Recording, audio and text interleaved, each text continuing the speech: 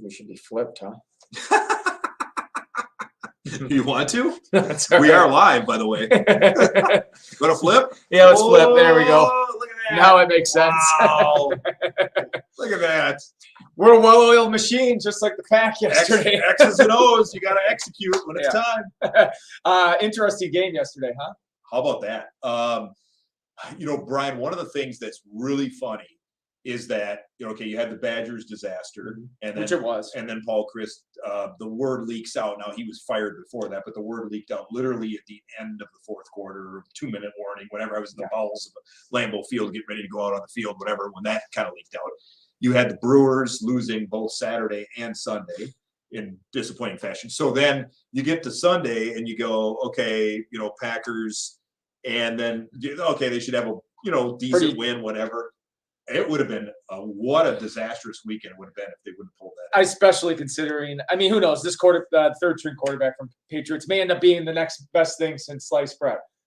I don't mean to cut you off. Yeah. Did you look at the guy's Wikipedia page? No, I haven't. Somebody during the game, okay, and it must have been shortly after he came in the game, changed it to Bailey Zappi. He is the next Tom Brady. It was at the end, and then they had already changed like the end of his his professional career, like his first completion, and they had put stuff in there, and that he's going to be like the man or whatever. To me, it cracked me up. Yeah. Well, he did look pretty good. He looked good. For a third string, probably not expecting to play much, and he came in there. Right. Touchdown, Or did the Packers just make him look good? What do you think? Or did he make some good balls? He did play okay. Obviously there were times where I'm sure they told him, take the sack, don't force the, like there were a couple times where he'd look for somebody, and rather than maybe go to a guy that's somewhat open, you could tell he just, shut it down, whatever. But overall, for the most part, he made smart decisions, played well. And so I would say 50-50. Like, Packers weren't exactly setting the world on fire there for a while. And I do agree with, talking to the luxury I get is going in the locker room and you get those moments where you can get guys to talk really honestly. If you can get them off to the side or one-on-one. And I did a one-on-one with David Bakhtiari, and he basically said something to the effect of, it wasn't pretty. No ifs, ands, or buts about it, but you don't get style points. And he liked the fact that it was a total team win because offense, defense, and special teams all had to do something in that overtime to get it done. And they did get when it it mattered most. They really did. You could tell that, that obviously superior team, they put the pedal to the metal. I would say, even though, you did make a third stringer look a little bit better than you wanted to, but obviously I think the bigger, if you want to say, problems with the Packers yesterday was the offense, especially in the first half. Yes. That's if you were a fan like myself, watching the game and you were frustrated, I think your frustration should be more directed at the offense than the defense. But they ended up starting to put some points on the board in the second half. So once again, the defense has been pretty good most of the year. Yeah. But once again, the opponent scores on the first drive, that's a little concerning to me. It seems like the defense really tightens up after that first drive. Yeah. But they do allow the other team to gain some momentum. And then you're right, it was 7. I even said to somebody, I usually sit next to Dennis Krause in the press box, from Spectrum. And I said to Dennis, I'm like, they're playing with their food, meaning they're up 7-3. They're kind of in control, but the offense just couldn't quite punch it in, couldn't do the thing, whatever. And then all of a sudden, Rodgers has that uncharacteristic pick six, only the fourth of his career, right before the half with 13 seconds left, and it's 10-7. It's a totally different ballgame. And I swear to you, I even said that too. One play by Bailey Zappi or one turnover, and this is a totally different game. Yeah. And it happened. So Cindy Renee saying exciting and anxious ending. Yes, it was more than nail biting. Yes. So by the way, we had a couple other comments in there as well. Please drop them down there. I know Niz wants to answer all the questions. I do. I want to hit. Give me the question. No, give Lance the X's and O's. I'll just be able to share the excitement or disappointment with you fans out there. So please leave a question, leave a comment. It was a beautiful weather day. It was like a tourism level day. Okay. And Jenny Rand said, "Go Pack, go." So proud of him for pulling out whatever. But it was a day. It was. Couldn't have been there was. I was at the game, and it was in. I don't want to get into the specifics. Were you the guy that was escorted out of section 125? 117. Actually. 117. Yeah. I heard it on the scanner, but I didn't know what happened. Yeah, no. Actually, we were talking about this before. I'm not going to bash all Patriot fans, Right. but the ones that were around us didn't quite give Boston, So what did they do, Niz? they weren't that bad. It's just that they were constantly I don't know, kind of antagonizing, Running dialogue. very much, kind of being vocal. I'm probably speaking up a little more than what I would if I was in away territory. Okay. Which was fine, and everybody around us just kind of let them have their time. Yeah. And everything was fine until the Packers win, and then when we started cheering, all of a sudden it was like we weren't allowed to cheer and come on. See, it's okay. You know full well. So we're going to get to Rita's question here in a second. Yeah. So hold that up for a second, James, because we will get to this question very momentarily. So I'm going to be quick on this. You guys know me well enough that sometimes around the station I like to talk a little trash. Yeah. And I'm one of the ones at the station. Kind of up the bar a little bit. Yep. You poke the bear, push some buttons, whatever.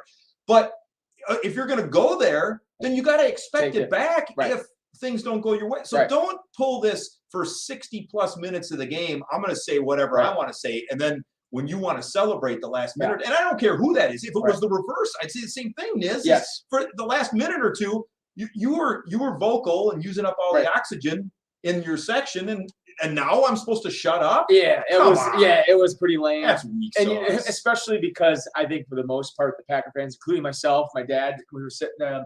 We were like let's say the Dobbs touchdown drop play. Yeah. The Packer fans around us were, honest. They were like, you know what? Yeah, that looks like you kind of caught that or whatever. You know what I mean? Being respectful, and it just was not reciprocated. Very well. You know what I mean? We could have very easily been. So anyhow, question up here. All right, Rita McCauley says the last time, and I like the way she spells PAC, P-A-C, kind of like the PAC, but I like that. That's good. Yep. Last time the Pack went to the Super Bowl, we had quite a number of heart attack finishes, just saying. It's true in the sense that, yes, the last time they went to the Super Bowl, it was like that whole, in the playoffs, it was on the road and all that stuff, but they had to literally win their last two games. You probably remember that, Niz. They were 8-6. Right. The last two games were almost like playoff games because of all the injuries. Packers-Bears last game. Yes. And so they had to win to get in. Yep.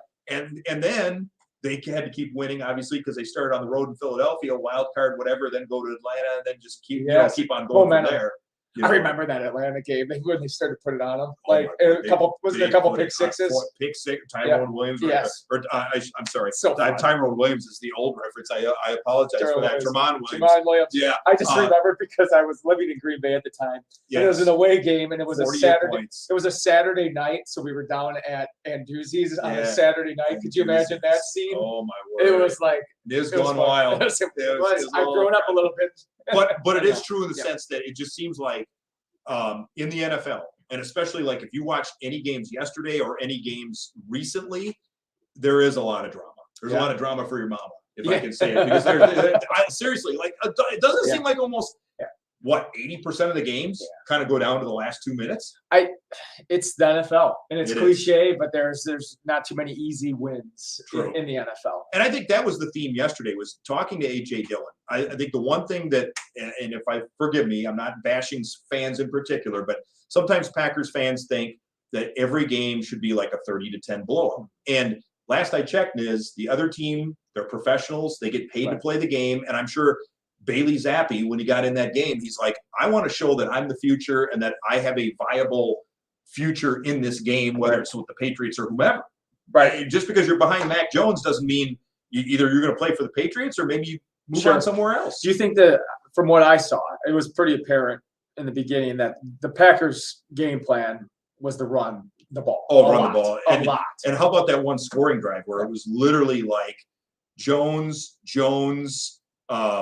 and then it was like it was all running play. Like literally the whole drive was 50 yards of running, and it was like Jones. Watson had the touchdown, but it was like Jones running play. It was Jones Dillon, Jones Watson. There we go. I was trying to think of it, whatever. And literally 6 running plays, 50 yards. That was the whole scoring drive. Do you think it was not only a respect of maybe the Patriots defense and scheming of Belichick, but also knowing that right now the Patriots aren't that high powered of an offense. So maybe for the Packers it was, let's not make mistakes. Absolutely. Let's grind this one out. Absolutely. And from the start, even if they played perfect, it wasn't going to be a air out assault because that wasn't the game plan. No, the game plan was to do what they did and establish the running game and things like that. Not do a pick six, though. Yeah, that's right. That was not the game Which, plan. by the way, real quick, I did the ditch to the bathroom with the minute left in halftime. So I'm just glad I did not see that in person. So you missed that. Missed the pick six. You heard probably the audible groans and all that. And stuff. everybody was like, "What happened?" And then, sure enough, I missed it. But I'm glad I missed it in person. Anyhow, go ahead. All right. So Cindy Renee says, "I'm from Minnesota. Probably wear a Packers shirt. I do have relatives up in the Minnesota area. They're very misguided with that Gopher stuff and Viking stuff and all that stuff. It's just. I love it. I like to see that. You know. Do we have something else? Coos, by the way, I thought there was somebody else that had a question or comment. There we go. Tom, I believe it's Tom, Thom Morrison. Why hasn't there been anything about the squirrel on the field again? I love it. Yes, so there are, because you're kind of in a neighborhood area whenever there are occasionally creatures that get onto Lambeau Field, whatever.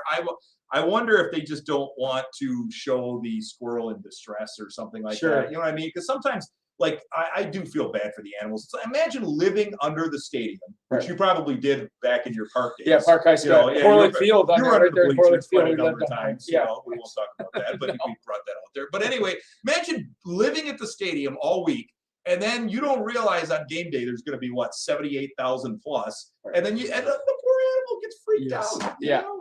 It was kind of funny though. I remember the crowd was cheering and stuff, and I was like, "What's going on?" Was everybody cheering? I felt like on the jumbotron they were like doing something sentimental or something. Well, how about the other one? Okay, so Niz, we talked about this one up at the press box too.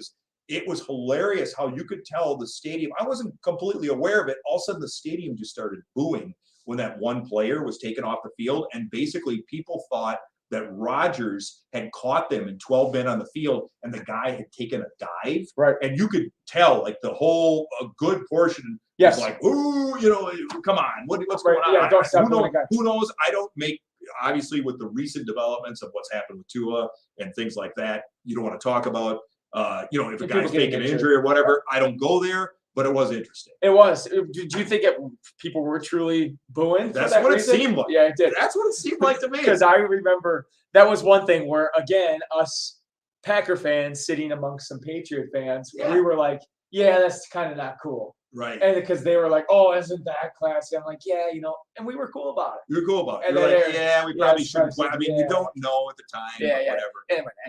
Kristen Kirkshane was running around here. We got weather stuff going on too. Yeah, we got some beautiful weather going. We're in the weather center right now. It's kind of like a road game for me. I'd bring it into Niz's house and see how he plays the game. I say that. Did you wear that one? No, that's I don't know. That might be a John Milan. That is 2009. Now I look at it.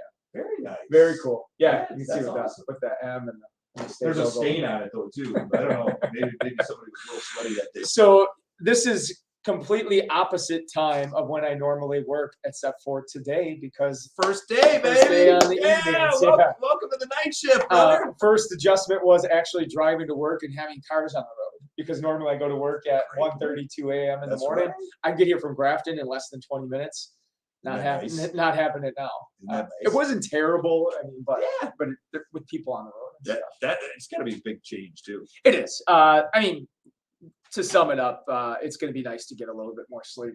The schedule that I was on was pretty brutal. That is brutal. I really enjoyed working mornings. But I think when I looked at it, I talked with my wife, Julie, about it. We're like, health-wise, you were getting like split shift sleep, like of 6 total hours. It does affect your health. Yeah, I want to be around as long as I can be. You know what I mean? So, but anyhow, let's get back to the Packers. Kristen, you got anything? I know you just rolled in. You want to light up Niz a little bit or anything like that?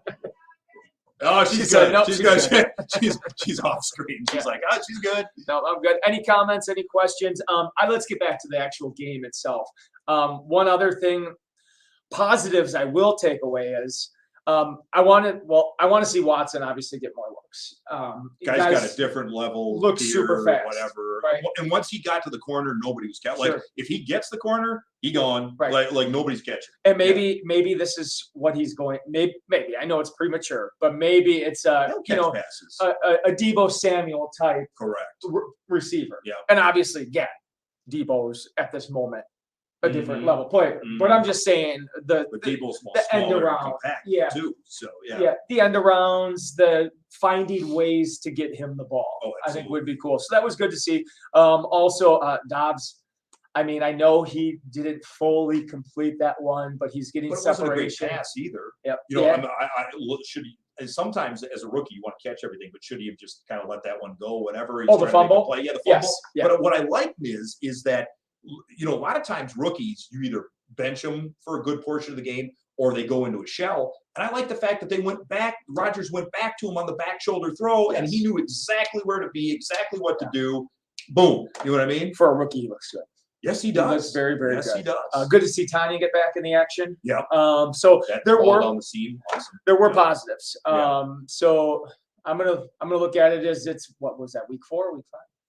Week 4. Yeah, 3-1. Won a game. Going to London. They won the game. We're going to London. Yeah. Looks like ahead, if I'm not wrong, if I'm not mistaken.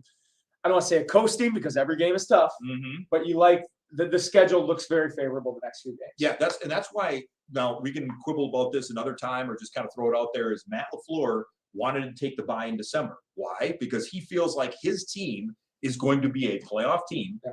And hey, suck it up, Buttercup. This time of the year, we're gonna play our game. But so you got through this game. You Giants, are they a good team? I think the jury's still out. It seems like they're a little better, but whatever. And then you come back and you play Washington. And so, yeah, this is considered to be a softer part of your schedule, but we just saw it. They almost lost and fortunately won against a softer team or a lesser team. And basically, Matt LaFleur's rolling the dice saying, hey, I would rather rest up and have all my guys in December when it matters most than rest up right now. Right. We talked about this last week, too. Rashad Gary looks to be an animal. Word. And again, he's out there. Print the check right now. Old school, reference, whatever. Two sacks. Yeah. The guy is like a wrecking machine. I mean, when he's coming around the corner, I almost cringe for the quarterback because it's hellacious. Forced fumble, right? Was there forced fumble? He had the whole thing. Yeah. Sack, forced fumble, recovered the fumble. Yeah. You can't do much more than that. That's right back. That's unbelievable. Making number 52 look to be a little scary on the Packers defense again. So that's good to see. Absolutely. Anything else that you felt like from No, I just think, once again, maybe get a few more of the receivers involved or just the evolution of the offense, so to speak. And then maybe being a little more consistent in all phases of the game, but it came together at the last minute. And that's the important thing. And in the NFL, it's still at the end of the year, you'll say, well, they won that game. And at the end of the year, it counts for one more tally in the W ledger. I was, totally. One thing that obviously I think we all as fans were disappointed in was Rodgers was not solid in the first half, and he owned up to it. Right. In his Rodgers way, and at the end of the press conference, and we were wondering at the game, sometimes as you know, when you're at a game, like you see it, there are some things you see better than on TV, but then there are other things that you just see better on TV than at the game. True. You got many different replays when you're watching at home. So there was a lot of times where it was like, did he just miss that throw, or was there something we missed, or did it really look that bad? So I got home last night and I had a little bit of time. We got the kids to bed. You were breaking down the film. I did. We had this. I wanted to go back and watch the game. First it started as I want to see the big plays because I like hearing, the calls and stuff here. Tony Romo on the call. So but then I caught, fast forwarded through a lot of the game, and some of those throws were just bad. Yeah, they were. Yeah, he wasn't completely crystal sharp, whatever you want to say. And I do like at the end, he was like kind of hinting, like, I don't think he's big on the whole going to London thing or whatever, because his opening comment when asked about, the first question or whatever the first question was, he was like, now we got to kind of get ready and whatever. Yeah. You could tell it wasn't like his top thing on his list. No, he's like, I could go to London anytime. Yeah. On my own dollar. Rather play golf over there. Not go have to work over there. But speaking of work, you got to get on the air, man. Yep, we got 5, 6, and 10, which will be my new main shows. I'll be doing some 4s, some Milwaukee tonights, but excited to be starting this new shift. That's awesome. And we Glad to have you. Yeah, maybe we can chat some Packers on the old television too. Absolutely. Sometime, if they allow us to. Yeah. Good stuff. All right. For Brian Niznansky, I'm Lance Allen. We're going to be seated in the correct positions next time around.